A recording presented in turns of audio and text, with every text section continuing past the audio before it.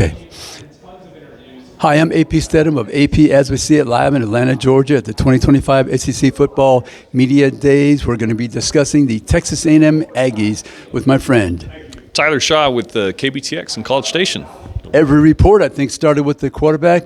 Same with A&M, Marcel Reed. Yeah, Marcel, he's obviously going to get a lot of talk, really just because of the quarterback class in general in the SEC, but he's a guy that came in last year with zero expectations because he wasn't the starter. He kind of got thrown into it from injury from the old quarterback Connor Wigman, but then even when Wigman was back healthy, he ended up just winning over that job in general just because of what he was able to do last year. And you saw it really highlighted with that LSU game last year where Texas A&M was losing. They put Marcel Reed in the third quarter, and they just score 3 straight touchdowns.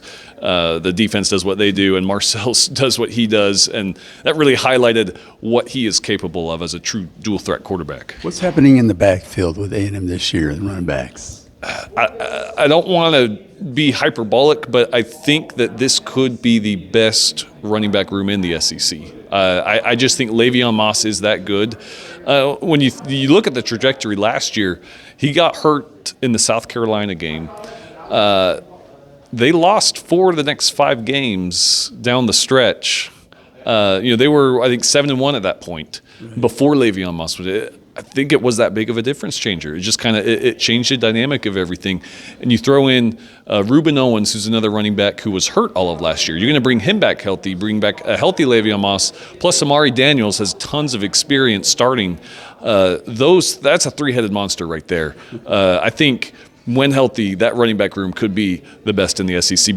And coupled on that with their offensive line, they're returning every single starter. That's awesome. And they have that offensive line has the goal of getting the Joe Moore Award and having that title of best O-line in the country.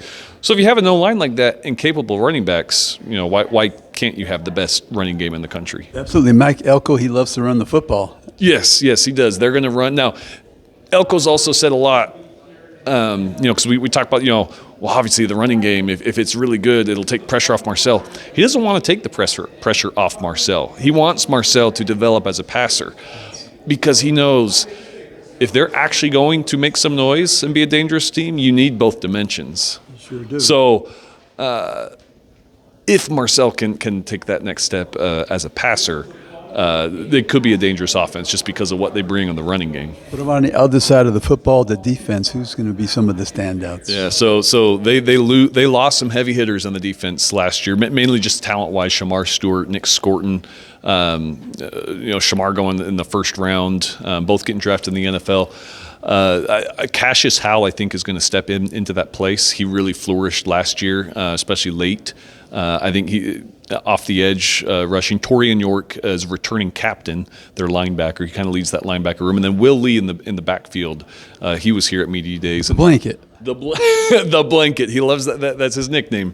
And Elko kind of dubbed him their best defensive player last year because of what he was able to do and cover up kind of some deficiencies that they had in that secondary.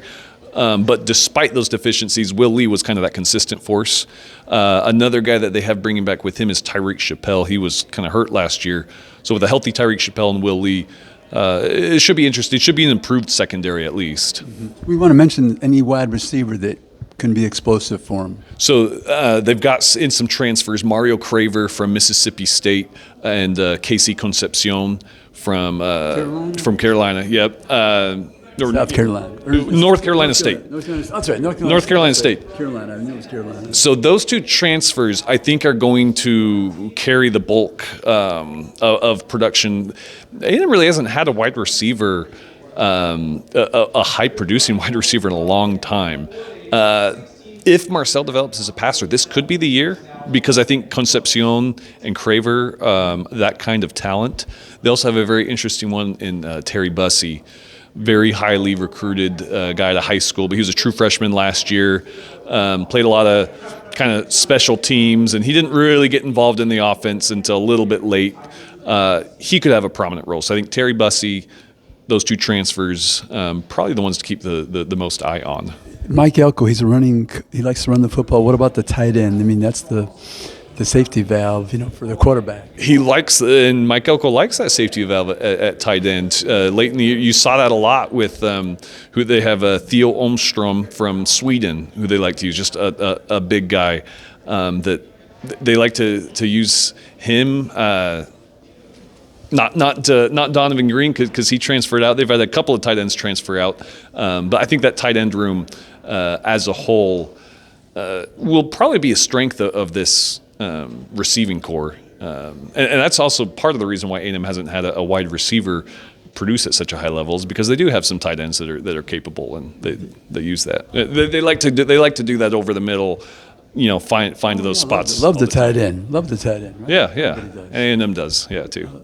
Non-conference game, Miami, is that right? No, so they got Notre Dame. Oh no! That's right, Notre Dame from last year. They have to go up to South Bend. And now they're going up to South Bend. That should be a big one. I think that it's early, so it's not like it's going to decide how the season goes. But I think it'll be very indicative of the direction that they're going heading into SEC play. Very close game last year in Kyle Field that they ended up losing, but they bounced back and won 7 straight. So that one didn't really matter a whole lot. No. This one, I think, with all that Notre Dame loses, it might seem weird because, they were in the national title game and you got to go to South Bend. That's hard. Yes. And I think it will be very difficult for A&M. But I wouldn't put it past them to have a very good chance there, just because of the continuity that A&M has and the lack of continuity that Notre Dame has. Anything about Mike Elko is in his second year you want to tell people? The first is that at the end of the bowl game, the Las Vegas Bowl, that they lost to USC. I was there. Were you there? I covered that game. Okay. Well, good. It was a great game. It was. I don't think I've ever seen him so mad until after that game, because I think it was all the pent-up frustration from the season of what went wrong with his defense, because he's a defensive-minded guy. He's been a defensive coordinator for almost 3 decades. Good one, yeah. A very good defensive coordinator.